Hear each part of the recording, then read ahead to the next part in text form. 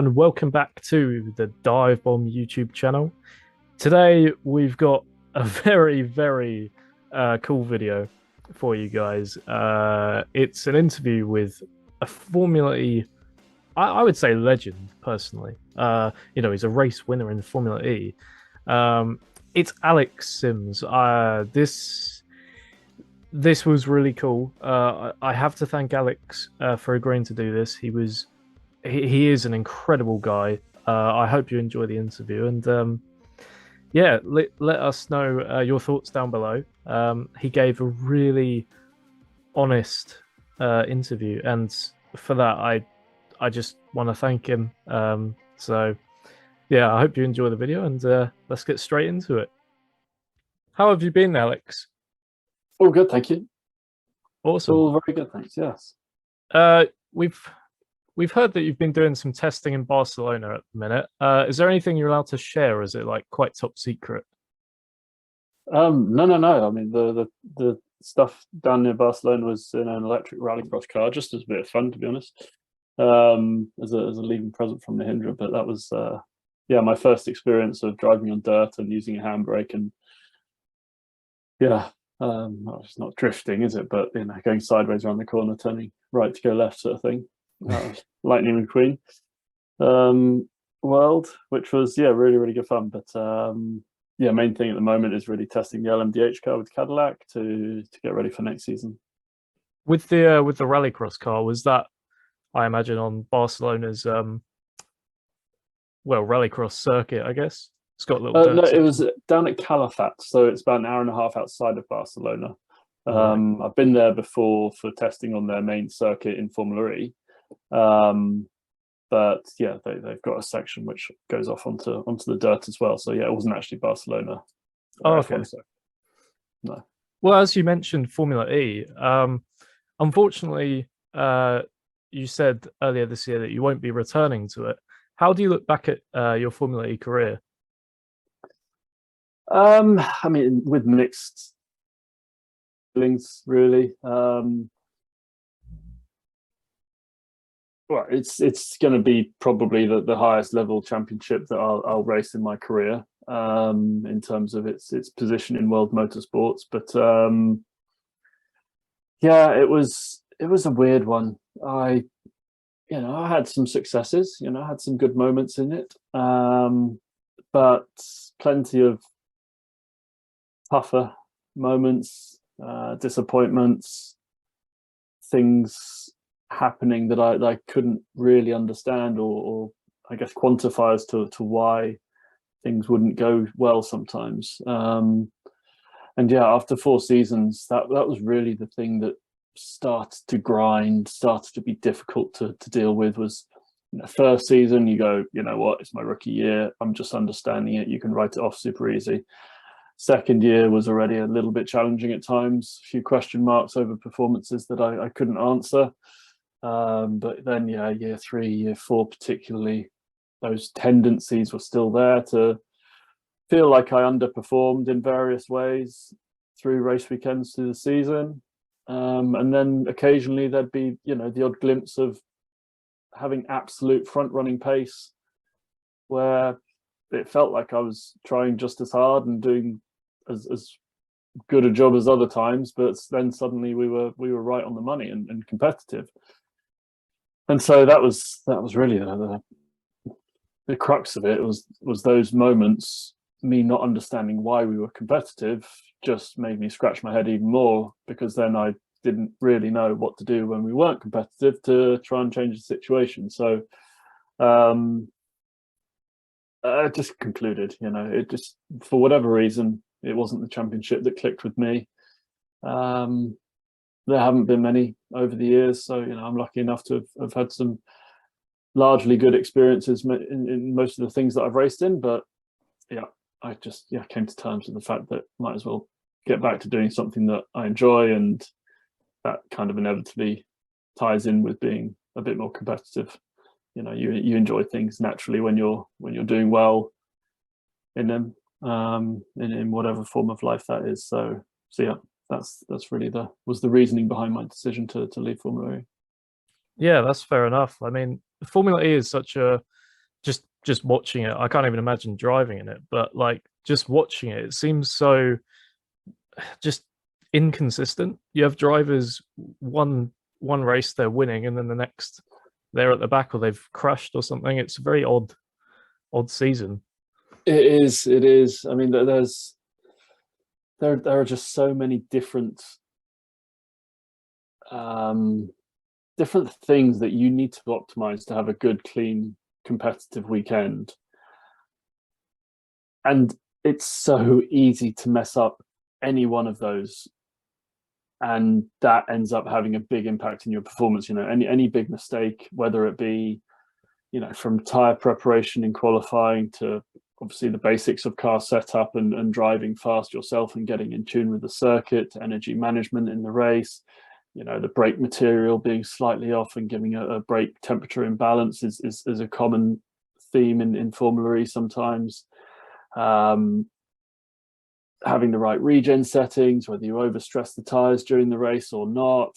You know, it's just, there's so many layers to Formula E that, you know, you work as hard as you can to prepare in the simulator beforehand, but you only really find out whether that preparation was correct, whether you know, your expectations and the simulator correlate with real life when you're at the circuit, and you have, you know, your 2 half-hour sessions basically, where if something's not quite right, you've got very, very little time to adapt, and try and make right those wrongs.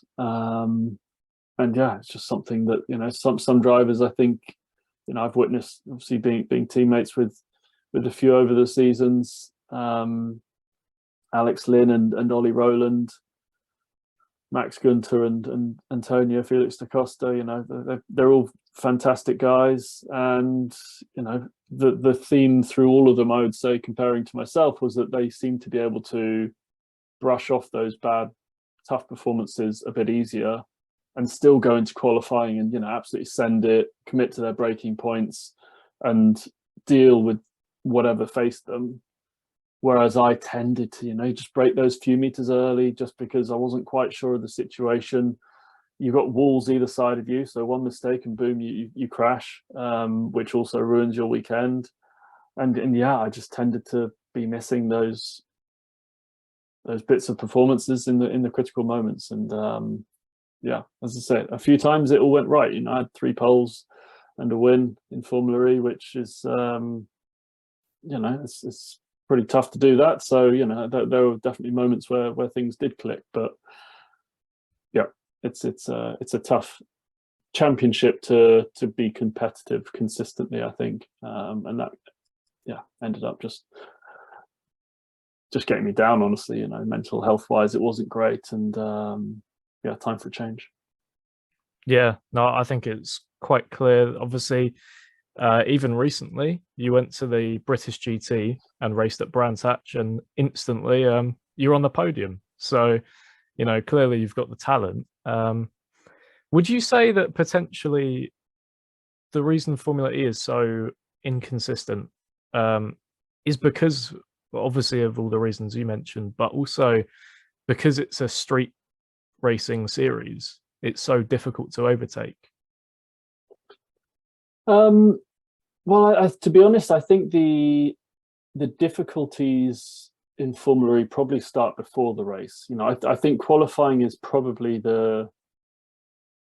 one of the toughest things, is to understand the tire fully and to try and get the tire operating in the right window. It's a very, very sensitive tire. It can overheat very easily. It's very easy to get a big split between the front and rear axle on your quali lap and not have the right car balance. So I think that's probably the first challenge, to some of the teams. Certainly something that we faced.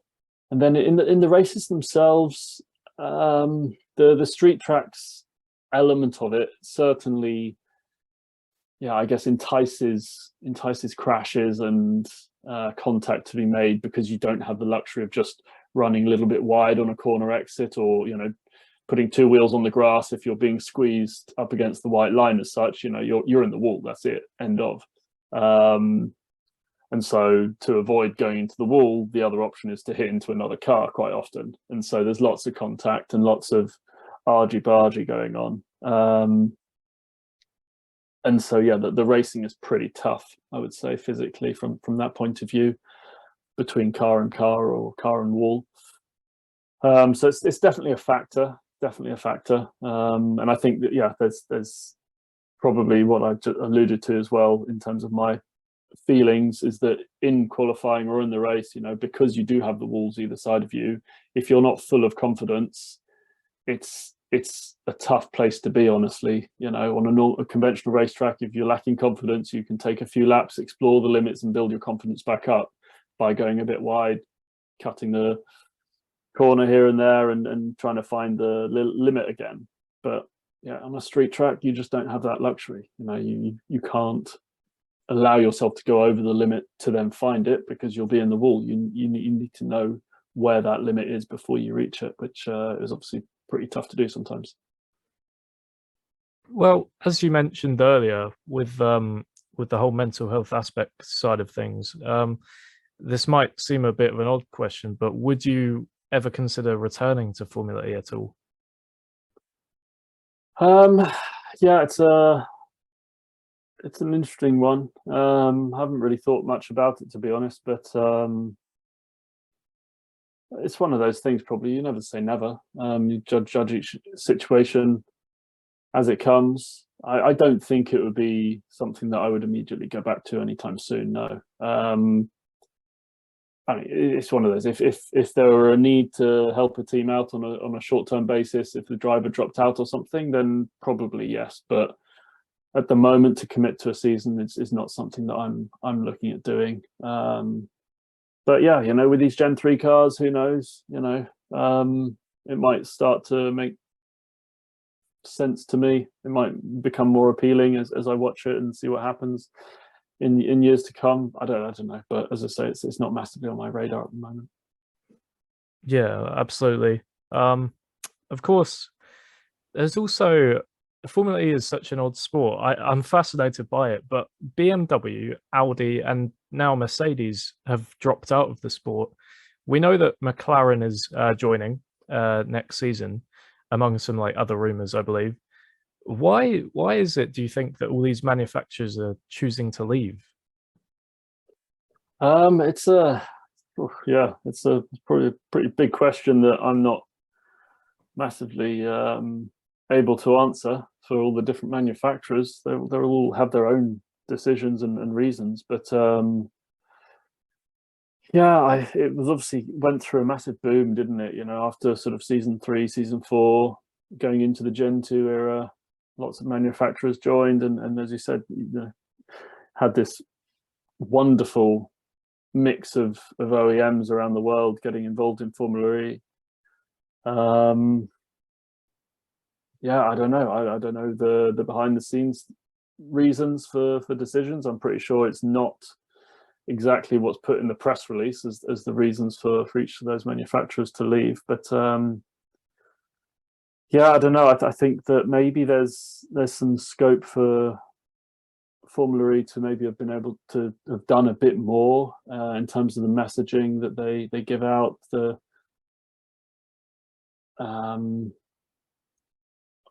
how would you put it? Like, I guess it feels that to me a little bit superficial, the championship, in terms of they're obviously pushing the EV messaging, but when I've been involved in it, you know, you do question it a little bit sometimes, how deep their desire is to help change the world, as it were, in terms of, you know, they say very big, grand, bold statements, but inevitably with many things in life, you know, you scratch the surface and you realize there's not a huge amount underneath it sometimes, and it's very much a money-making machine. But I equally I understand the way businesses work. You know, it's people have their own self-interests to look after, but yeah, maybe the manufacturers didn't agree with some of the decisions that were being made, I guess. But I don't know. I don't know categorically any of the things really. That's fair enough. Yeah. Well, I was going to ask you, just on a personal level, not even just Formula E, but every series you've raced in, how hard is it to sort of take the decision to walk away from that and join something else? Um, yeah, I mean, to be honest, this is the first time I've actually made that decision. Every other time that I've changed championships, it's kind of been, you're stepping. I've been stepping up to the next big challenge, particularly when I was within the BMW core group of drivers and going from one GT series to another, or then from GTs to Formula E. It always felt like a bit of a step up and promotion. So it was always something that I was happy to do. I guess maybe my first switch in that sense was deciding to leave BMW Formula E and go to Mahindra, and that was, from a family point of view, a really good choice because Mahindra are based in the UK, and I was reducing the amount of trips to Munich and things that I ended up doing a lot of with BMW and Formula E. So that made sense for me. But yeah, this time it's a tough one, especially the people that you leave behind. At least with the BMW to Mahindra move, I was still seeing those people in the paddock. So you still feel that connection. Whereas now it's really quite a clean cut. You go from working with people daily and seeing them in the paddock to then potentially not seeing them for many years. Inevitably, we'll probably cross paths in motorsport at some point, but yeah, it's really the personal relationships that I've built up by working with people over the years that I'll miss the most. Some brilliant people that I've worked with in Formula E. And so yeah, to not have that daily interaction with them will be a shame, but equally, it's life goes on, and you meet new people who will be perfectly good to work with. And yeah, looking forward to the people with Cadillac and in Action Express. It's a good team to be a part of, and yeah, I'm enjoying that process as well now. So That's good to hear. Yeah. As we mentioned earlier, with your return to the British GT, even though it was just for that one-off appearance at Brands, I will be doing Donington as well, actually. Oh, So really? I'll be doing the Perfect. last round, yes, yeah, in a few weeks. Amazing. But yeah, what was that sort of process like for you to get back into that championship, or still the process ongoing, I guess? I mean, it was lovely. I mean, I just got the call from BMW. They had a need for a driver to go and help Century in British GT, and they'd obviously looked through the calendars of what their driver availability was, and I was one that was available and knew the circuit. Most importantly, I think, because at Brands GP you get very little testing through the year, and not many championships run on that track. So my prior knowledge in British GT there was helpful. But yeah, it was a huge challenge actually, because I'd driven the car at the Nürburgring 24 hours back in May, I guess it was, or June, but not on the Pirelli tire that's run in British GT, and yeah, I hadn't driven Brands Hatch for 6 years, I think. So it was a fun moment getting back in the car and driving out there. It's really tough in British GT. I absolutely love the championship. Despite it being like a genuine pro-am championship where the AMs are actual amateurs, not sort of dodgy silver drivers that are actually just as good as professional drivers. The AMs have a cracking race between themselves, but they're 2 seconds off the pace of the pro. And so because of that, all the practice time, it only makes sense for you to dedicate all the practice time to the amateurs.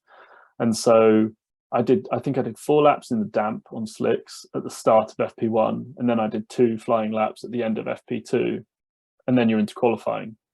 And so it's a massive challenge. You do just a handful of laps in practice, and then you're thrown in at the deep end, and you've got to perform, and you've got to put a lap in qualifying. And then come the race again, you go out and you start your race stint, and you do whatever it is, 20 times the amount of laps you've done so far in the weekend in the one race stint itself. And you've got to try and judge tire degradation and how to manage traffic and things all in that moment. So yeah, to jump in without experience of the championship through the year and just to try and get up to speed quickly was really, really fun. But yeah, it was tough. But thankfully the weekend all went well for us. A lot of things that I guess could have been hiccups didn't go wrong. Most things fell our way. We had a clean race, and then yeah, I mean, to come away with a podium and fastest lap was I mean, all I could have hoped for, to be honest. And yeah, a really, really enjoyable weekend as well. So absolutely really good fun to be back in that. Well, as you mentioned earlier, with the dry and the wet running, what do you actually prefer? Would you say? Do you prefer the dry races or the wet races? I would say for whatever reason, my favorite conditions are when it's rained and you go to slicks early and you're on a drying track. That situation, for whatever reason, I'm always tend to be pretty competitive. One of the faster drivers on track, so that's always a nice feeling, obviously. But in terms of just driving around and being in a race, I don't really mind whether it's wet or dry, to be honest. It's each of the scenarios pose different challenges. In the wet, it's slower lap times, obviously, but the car's generally moving around a fair bit. You've got to search for the grip more, sometimes come up with more funky racing lines to get the lap time. Whereas in the dry, it's a bit more conventional, more predictable, I guess, but you're going faster and, you can throw it down the inside and ask for a bit more from the car and it's generally there. So I don't really have a favorite, to be honest. As long as I'm driving a race car around a track, I'm a happy man.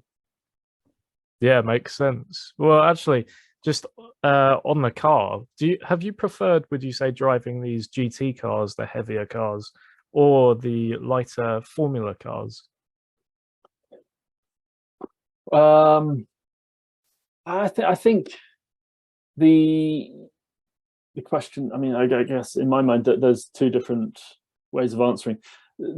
For driving a pure lap around a track and feeling a race car and enjoying that sensation, I think a Formula 3 car is about as good as it can get. I've been very fortunate to drive most cars, most single-seater race cars that you can of the modern day era anyway, a few historics as well. But yeah, I think a Formula 3 car is absolutely just the perfect balance of not huge amounts of power, but enough to be fast out the slow corners, but then just massive downforce relative to the power in the high speed, and small differences with your driving really make an impact on lap time. So you've got to be smooth, but absolutely precise. And I drove an F1 car as well, and that was pretty cool, pretty fast. But I guess, yeah, the amount of laps I've done in a Formula 3 car is also partly why my mind immediately goes to that. But then I think, to be honest, in terms of enjoying the actual racing itself, I think GT racing, you can't get much better than that. The cars are big and heavy, but the racing tends to be closer. There's not so much downforce, so you can follow each other a bit easier. They're longer races, so you've got tire degradation, you've got challenges like that. Driver changes, pit stops. There's a full proper team dynamic going on there, whereas in single seats it's kind of not so much the case. And so I think in terms of actually enjoying the racing itself, then I'd go for endurance racing in GTs. But yeah, Formula 3 car is pretty awesome to drive around for one lap. Which F1 car and which track sort of match did you have? Because that sounds really cool. Yeah, I drove the McLaren F1 at Silverstone. Wow. It was the prize for winning the McLaren Autosport BRDC Young Driver of the Year award back in 2008. So yeah, got to drive Lewis's World Championship winning car, which was quite cool. Nice car. Yeah, I imagine that must have been a personal highlight for sure. Not a bad memory. It was pretty good. You've competed in the Le Mans 24 Hours a few times now. Unfortunately, not always the greatest of luck. Are you competing in 2023, or are there any plans to race again there? I honestly don't know whether next year we're going to go to Le Mans. I think the hope is there from the team, but I don't think there's any entries that have been confirmed yet, so we don't know. But yeah, no, I'd love to go back to Le Mans. It's a race that, for whatever reason, never had a good result there, despite being fast there on a number of occasions. And yeah, this year, sorry, led for a decent chunk of it, but yeah, it wasn't to be. But it would be lovely to go back and actually get a good result there. It's one of the 24-hour races, along with Daytona, that it would be lovely to be able to tick that box. You also recently announced you're back racing full time in the IMSA with Cadillac. What are your goals, and what do you hope to achieve whilst you're there? Well, I mean, goals are a little bit difficult to judge at the moment, because LMDH is it's a new class of car, a new series within the IMSA championship. That is difficult for anyone really to judge what the performance level is going to be between the different manufacturers. But I'm confident in the work that we've done so far with the development with Cadillac. It's just one of those we'll have to wait and see once the racing starts and we get into it and start to understand different manufacturers' packages and how competitive they are as to what's realistic for the season. But I'm with Action Express that's won the championship very recently. Plenty of good results in the endurance races, the sort of blue ribbon events during the season. So yeah, hopefully, along with Pipo, who's got a lot of experience in DPI, we should be on for a competitive season. And just fighting at the front consistently, that's really the first main goal and aim. Yeah, what that translates to in terms of a championship position, who knows? But yeah, I really hope we can be fighting up the front. Well, yeah, I mean, you've definitely shown like great potential. Even this year, just that as I keep saying, that British GT podium on the comeback. So I think I'll be watching you closely for that, and I reckon it'll be good to watch. What has been your favorite track ever to drive at, would you say?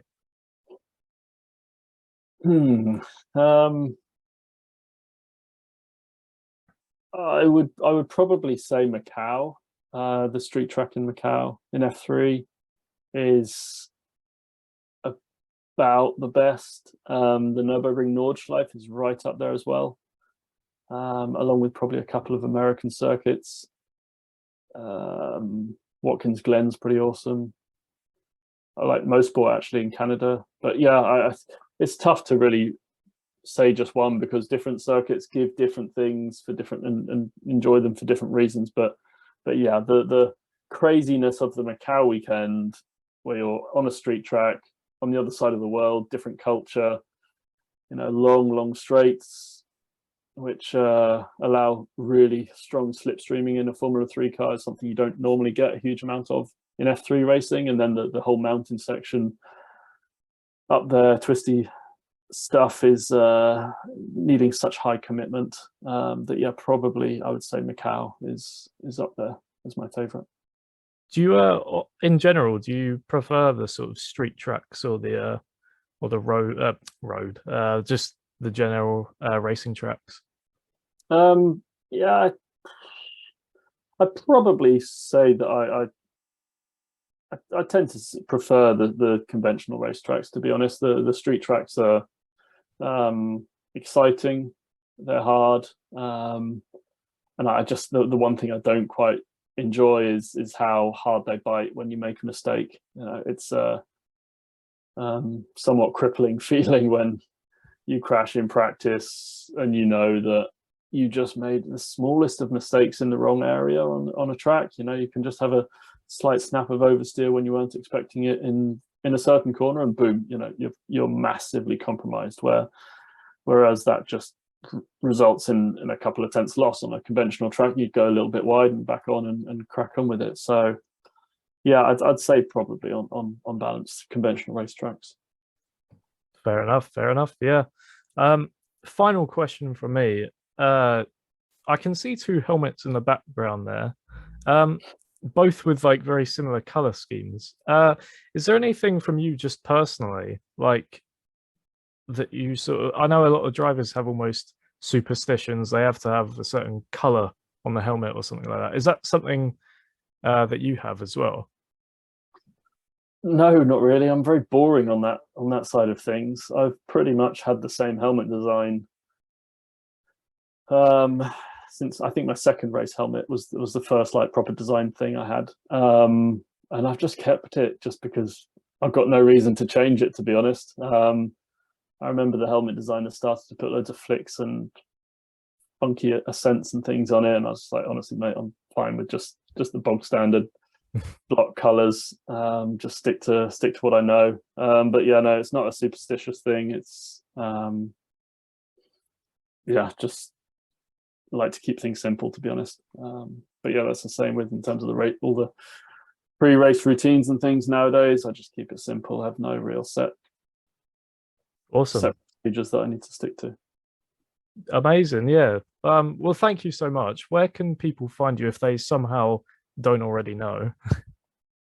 Well, on social media, I guess, yeah, Alexander Sims on both Twitter and Instagram, I think.